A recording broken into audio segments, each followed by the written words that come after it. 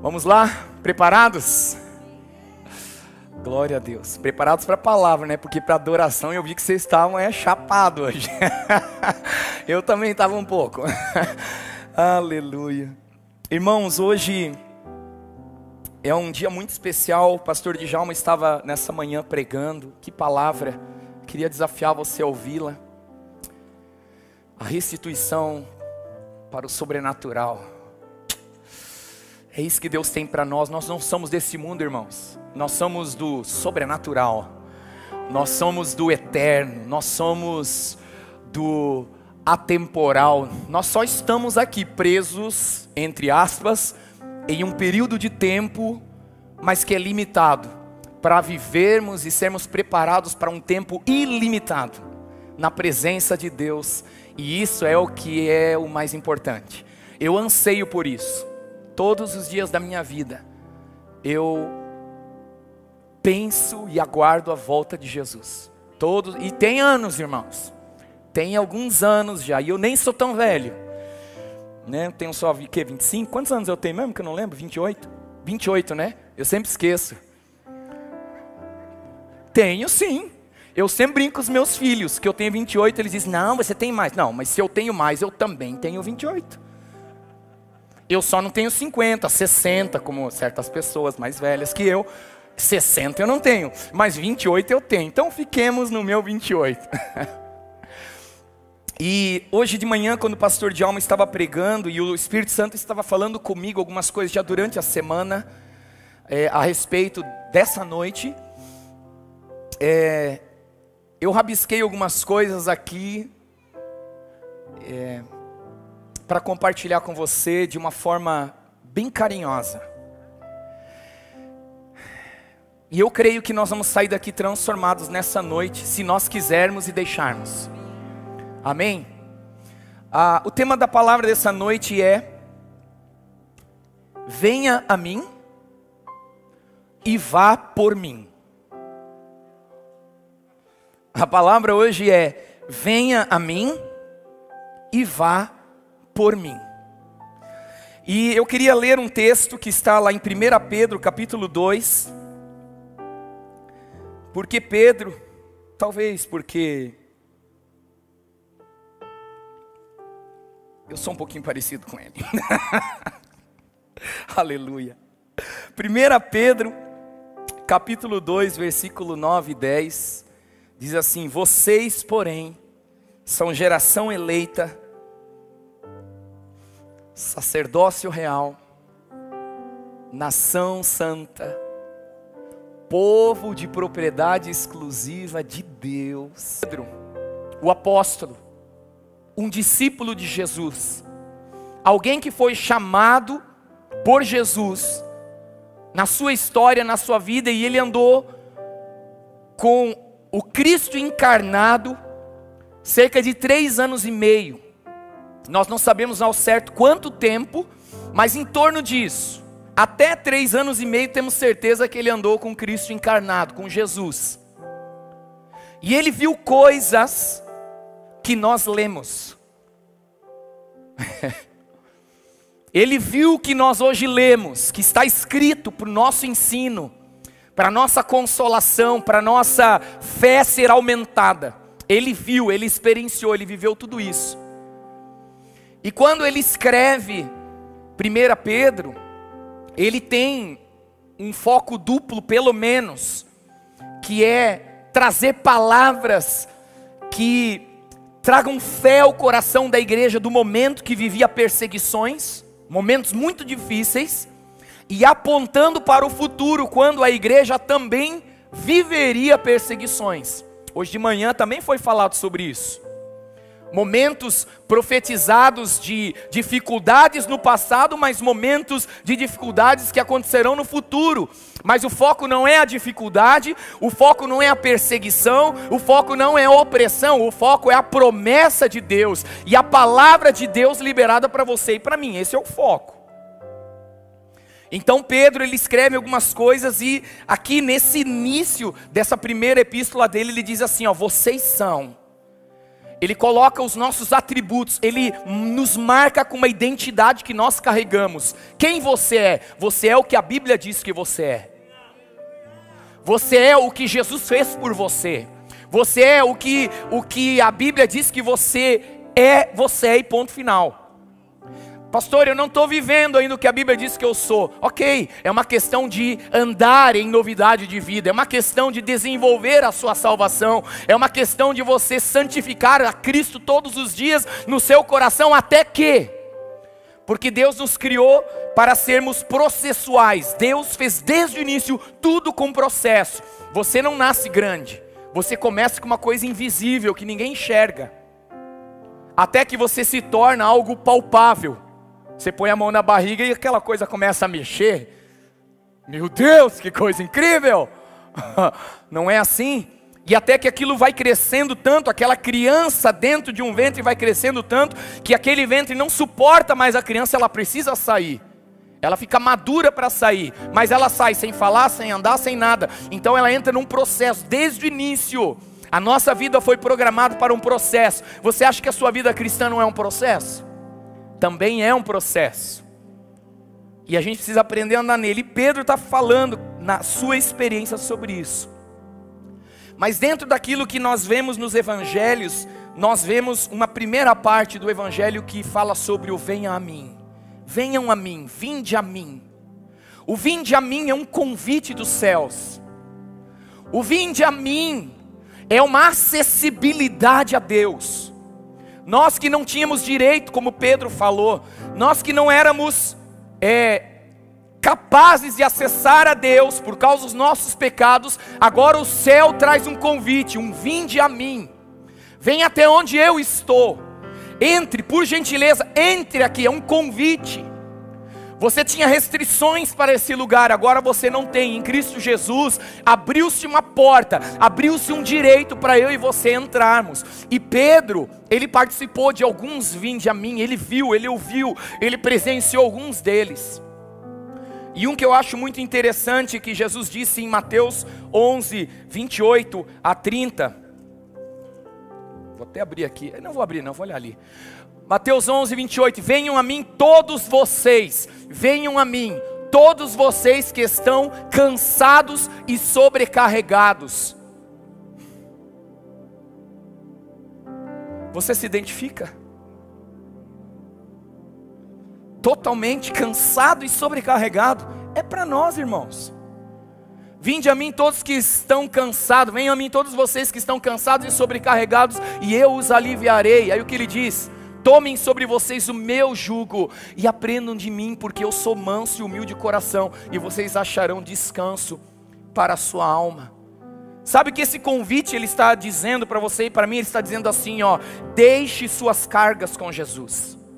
Todo o peso que você carrega, toda a dor que você carrega, tudo aquilo que te põe para baixo, coloca sobre Jesus. Ele está dizendo, vem, põe sobre mim.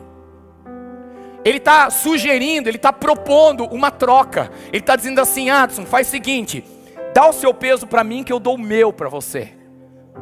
O meu alívio. Jesus está dizendo assim, olha, deixe as suas cargas sobre mim e descanse na minha liderança. Descanse no meu cuidado. Descansa na minha direção. Descansa em mim. Você vai achar descanso na sua alma se você largar esse peso que você carrega e tomar sobre si o que Jesus propõe para você hoje. Vem a mim, ele está dizendo. Aqui na linguagem de hoje ele diria, vem em mim. Vem em mim. Só que Pedro também foi alvo desse vem a mim, lá em Mateus 4,18, que eu achei muito legal. Eu nem li o 30, né? Porque o meu jugo é suave e meu fardo é leve. Pronto, agora eu li. Mateus 4,18, caminhando junto ao mar da Galileia, Jesus viu dois irmãos. Simão, que depois chamavam ele de Pedro, ou já chamavam, sei lá. Chamado Pedro. E André, eles lançavam as redes ao mar porque eram pescadores. Jesus lhes disse, vem comigo, e eu os farei pescadores de gente. Então eles deixaram imediatamente as redes e fizeram o quê? Seguiram Jesus. Tá vendo só? Pouco adiante o que acontece? Jesus viu outros dois irmãos, Tiago, filho de Zebedeu, e João, irmão dele. Tá bom. E eles estavam no barco em companhia do seu pai, consertando as redes. E Jesus os chamou e falou: venham comigo. E o que eles fizeram? Então eles no mesmo instante deixaram o barco, seu pai, e seguiram Jesus. Aqui tem um outro, venham a mim. E ele diz assim, ó: deixa a sua rede. Deixa o seu trabalho. Eu não estou dizendo seu emprego. Eu não estou dizendo a sua profissão. Jesus está dizendo assim, ó: para de querer controlar a sua vida. Entrega suas redes na minha mão. E então eu vou fazer de você um pescador de homens. Deixa eu traduzir isso aqui para você. Deixa o teu esforço de querer ganhar dinheiro a custas de sei lá o quê, de um desejo egoísta às vezes, e se coloque na presença de Jesus. Siga Jesus, diga assim: Jesus, eu me coloco em favor da tua causa. Eu vou me colocar em favor, eu vou obedecer a tua causa. Então agora o meu trabalho não é mais só para me enriquecer, para me trazer o conforto, mas aquilo que eu tenho é teu, Jesus. E eu quero que através daquilo que eu faço, o Senhor seja glorificado. Coloque suas redes na mão de Jesus. Quando Pedro, o texto nós não lemos, diz que lá, acho que foi em Lucas, conta detalhadamente a história, dizendo que Pedro tinha pescado a noite inteira. Irmãos, ele trabalhou feito doido e nada apanhou. Jesus chega, empresta o barco, fala: posso dar uma pregadinha? Falou: prega aí. Aí Jesus pregou para a multidão e ele falou: Pedro, agora eu queria que você subisse no barco, fosse até o lugar onde é mais funda a água e lançasse as redes. Ele falou: Jesus, essa hora não pega peixe, mas eu vou colocar nas tuas mãos as minhas redes, e o Senhor faz o que o Senhor quiser.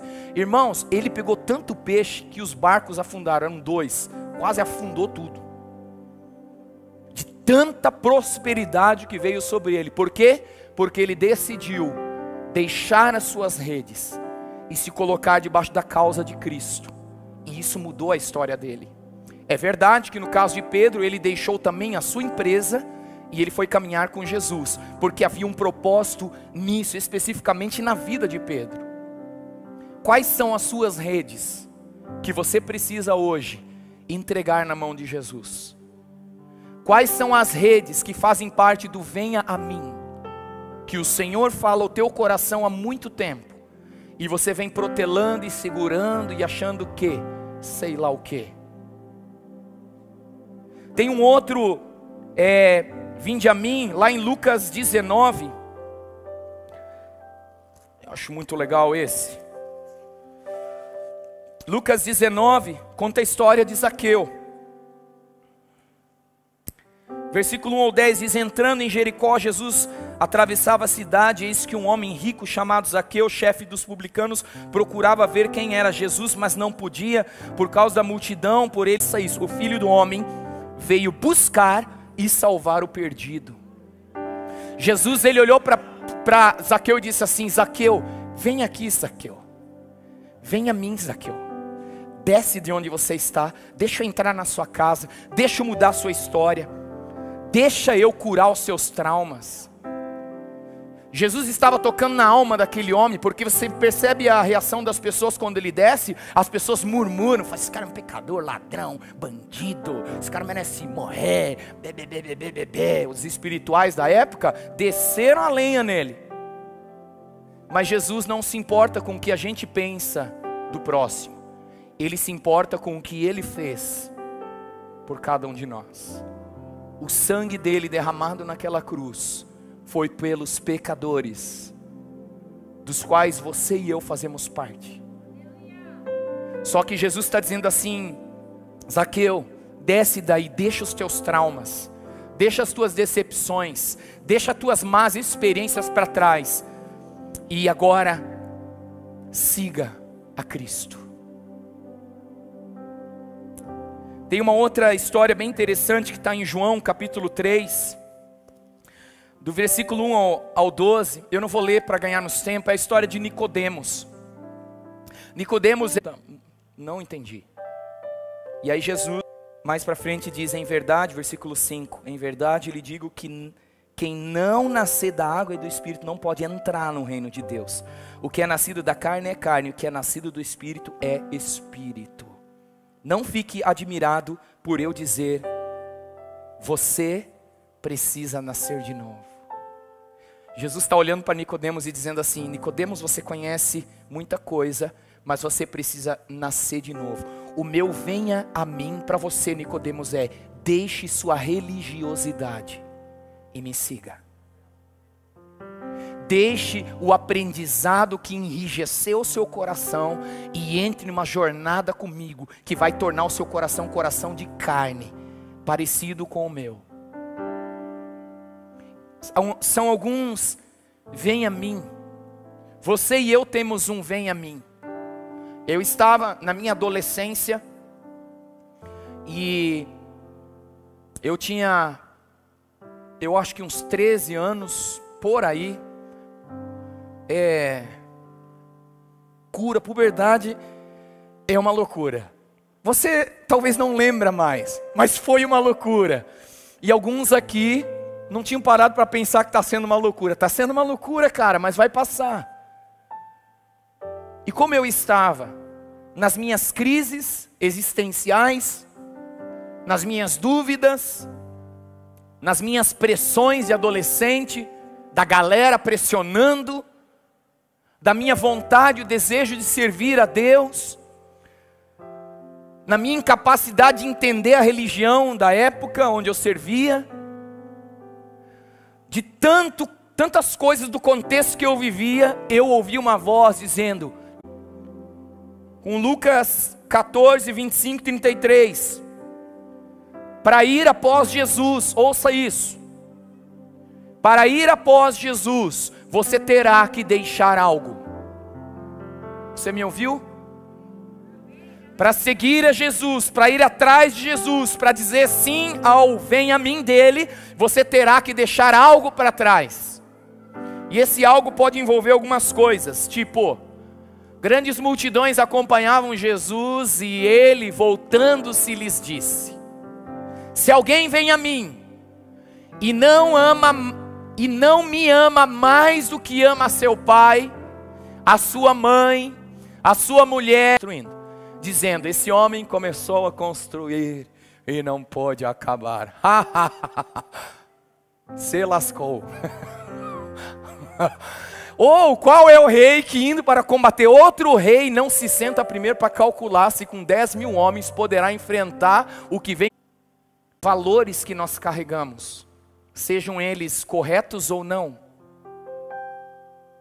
Renúncia vai envolver abrir mão por algo maior. É arriscar. Por isso é fé. É uma atitude de risco. Meu Deus, será que vai dar lucro esse negócio? Vai, mas vai dar trabalho também. Nós lemos tudo, irmãos? Tem mais texto? Lemos tudo, até o 33. Então Jesus, ele está colocando aqui algumas coisas para a gente pensar. E eu queria te dizer o seguinte: só quem é capaz, hoje foi o último dia, de hoje em diante eu vou entregar tudo a Jesus, e daqui em diante eu vou viver tudo com Jesus. Quem quer isso? Eu quero. Tipo, pensa num cara que quer, sou eu. Agora, depois do vem a mim, tem um vá por mim. Tem um vá por mim. Eu não coloquei o texto, mas Mateus 28, 19 e 20 fala: ide por todo mundo, pregai o evangelho. Lembra? Ide por todo mundo. Tem um ide, tem um vá. Só que eu acho interessante, aquilo que dependia dele, ele fez, e aquilo que dependia de Deus, Deus fez. Deus ressuscitou ele no terceiro dia, e agora estava preparando ele para ele subir aos céus, e preparar lugar para nós, e aguardar até o grande dia do nosso reencontro com o nosso Criador. Está tudo preparado, está tudo pronto. E Jesus está aqui nos últimos momentos. Marcos 16:1 diz assim: passado o sábado, Maria Madalena, Maria mãe de Tiago e Salomé, o anjo disse para essas mulheres: agora vocês vão e digam para eles, vão lá e anunciem o que já foi dito antes. E saindo elas, fugiram do sepulcro, porque estavam tomadas de temor e assombro, e não contaram nada a ninguém, porque estavam com medo.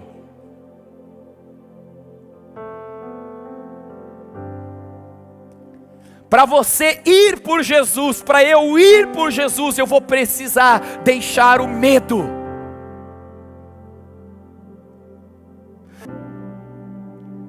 Aqui diante de nós, vá por mim, mas para ir por mim, você não pode ter medo.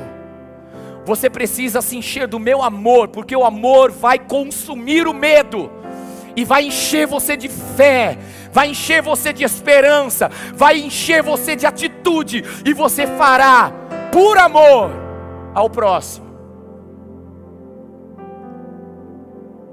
Aí no versículo 9 diz assim: havendo Jesus ressuscitado de manhã cedo, no primeiro dia da semana, apareceu primeiro a Maria Madalena, da qual tinha expulsado.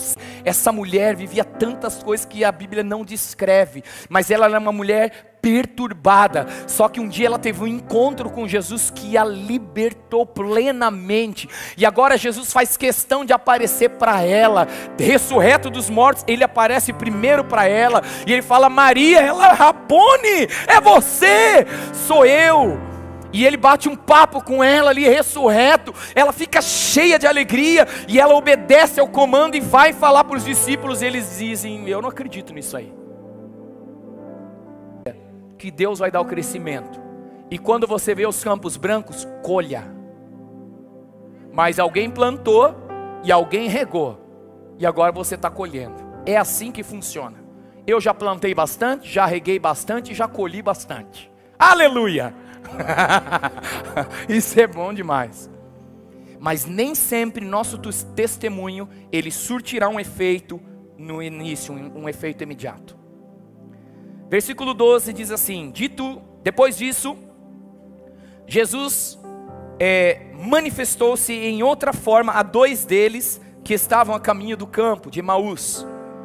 E indo a eles, o anunciaram aos demais, mas também a esses dois eles não deram crédito. Irmãos, lá em Lucas 14 fala essa história, isso. E de repente, no meio da ceia, Jesus parte o pão e desaparece, né? Dá um vazare, e ó, vaza. E eles, cara, era Jesus! E eles são impactados com aquela manifestação de Jesus na vida deles, e eles saem contar, porque aqui estava implícito vá por mim. Amém? Nós já falamos de venha a mim. No vá por mim, você será confrontado por Jesus a respeito da sua incredulidade. E você ouvirá no seu coração, e eu sei que o Espírito de Deus está falando com você, que não tem como fazermos a obra de Deus sem fé. Sem fé é impossível agradar a Deus, porque é necessário que aquele que se aproxima de Deus creia que Ele existe e é galardoador daqueles que o buscam. É necessário. Jesus está dizendo assim, é o seguinte: eu ensinei algumas coisas para vocês, e eu tenho certeza de que o que eu ensinei é suficiente, só que não deixe a incredulidade tomar o lugar. Jesus não aprecia nossa insistência com incredulidade, Ele não aprecia isso. Só que você percebe que Jesus ele traz o remédio contra a incredulidade na sequência? Veja lá o versículo 15. E disse-lhes: vão por todo o mundo. Vão para onde? Por todo o mundo. E pregue o evangelho a toda a criatura. Jesus está dizendo assim: faz o seguinte, vão e preguem. Vão e preguem. A incredulidade se quebra com a obediência ao que Jesus falou. Pastor, como que eu quebro essa incredulidade?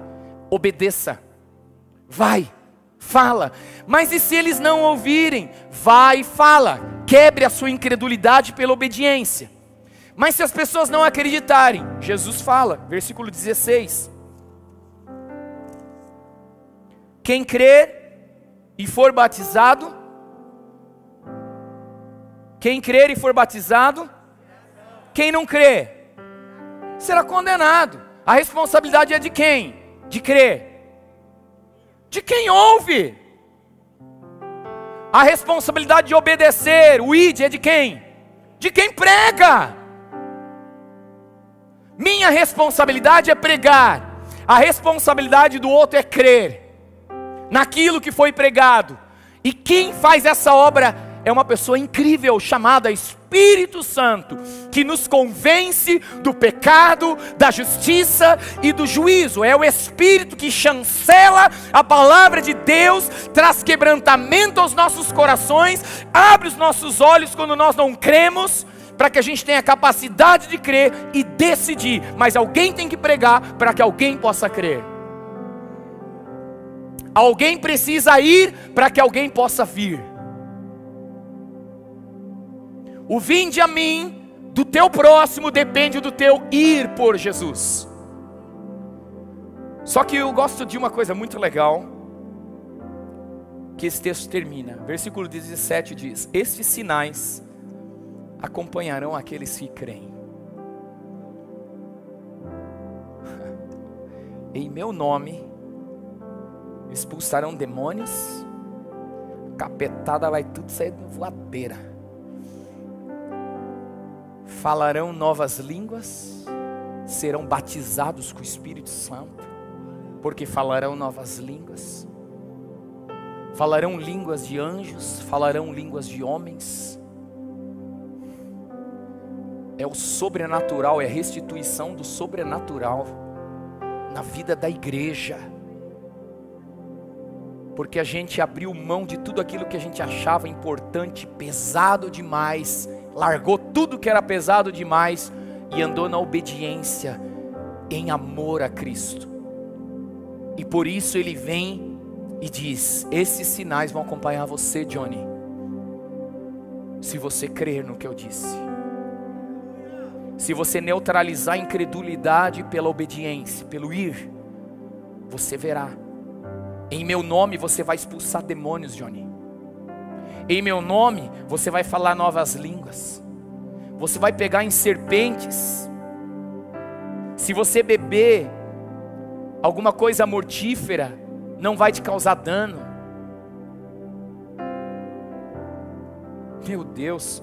Se você impuser as mãos sobre os enfermos, eles ficarão curados, Johnny. Jesus está dizendo assim, ó: o sobrenatural te acompanhará, e tudo que for preciso para que seja gerado fé aos ouvintes, eu darei a você, eu colocarei à sua disposição, e quando você abrir a boca, esses sinais vão seguir você. E não é pela sua performance, e não é pelo que você acha ou pensa, mas é porque você disse assim: sim, Jesus, eu vou até o Senhor, e disse: sim, Jesus, eu irei pelo Senhor. É que as coisas vão acontecer. E sabe quem vai ser glorificado? Jesus. Sabe quem vai ser conhecido? Jesus. Sabe quem vai ser adorado? Jesus. Sabe quem as pessoas vão procurar em você? Jesus. Irmãos, acho que foi um domingo atrás, eu não lembro, foi tipo um domingo atrás, quando terminou o culto, eu fui orar com um casal aqui, que estava no culto. Meu Deus, eu amei tanto aquele casal, e falei do amor de Deus, foi um negócio muito legal, assim, tipo top das galáxias, assim. Falei: ei, eu quero ser crente, meu, isso é bom demais. Foi muito legal. Hoje de manhã eles vieram e trouxeram a família. E aí nós podemos orar com a família, e aquele povo chorando e sentindo a presença de Jesus, o amor de Jesus, se reconciliando com Deus. Sabe por quê? Porque a gente largou a mão do orgulho, do preconceito, do isso, do aquilo, porque a gente tem muita coisa, gente. Se você não largar isso tudo, você não vai poder viver tudo isso que Jesus tem para você. Largue o que precisa ser largado, e vá em nome de Jesus. O tema dessa palavra hoje é: venha a mim e vá por mim. Não vá por mim sem mim. Aqueles malucos querendo expulsar demônio em nome de Jesus tomaram couro. Leia Atos. Tem uns malucos lá que queriam expulsar demônio em nome de Jesus que Paulo prega. E pau, o couro comeu neles, porque eles foram sem ele. Agora com ele, a Bíblia diz que eu pisarei serpentes e escorpiões, e nada, absolutamente nada vai te tocar, nada vai ter efeito na sua vida, nada, só porque você foi obediente à chamada de Jesus. Johnny, eu não sou evangelista, e daí? Não é sobre ministério, é sobre amor.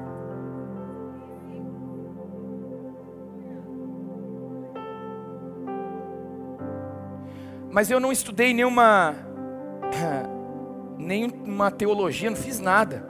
Não é sobre teologia, é sobre o que Jesus fez na sua vida. É o quanto Ele te tocou e te amou é que conta. E isso é suficiente para você começar a falar de Jesus, onde quer que você esteja. Eu queria orar com vocês.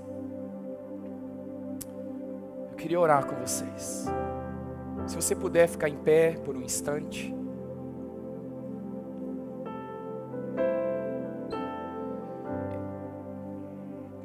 Hoje é uma noite de salvação. Hoje é uma noite de reconciliação. Hoje é uma noite de realinhamento. Hoje é uma noite de você e eu fazermos a nossa decisão. Isso é muito importante. E eu queria orar por dois grupos de pessoas. Se você puder fechar por um instante só os seus olhos. Hoje é dia de ceia, daqui a pouco nós teremos esse momento tão especial.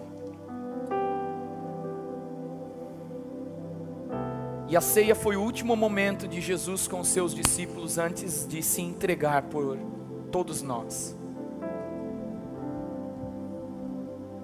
E é onde Jesus manifesta o preço que seria pago, de uma forma bem prática, mostrando para eles no pão e no vinho, quanto Ele iria sofrer por nós. Jesus morreu numa cruz, para pagar a sua dívida e a minha, e para dar a você, se você crer no que Ele fez, o direito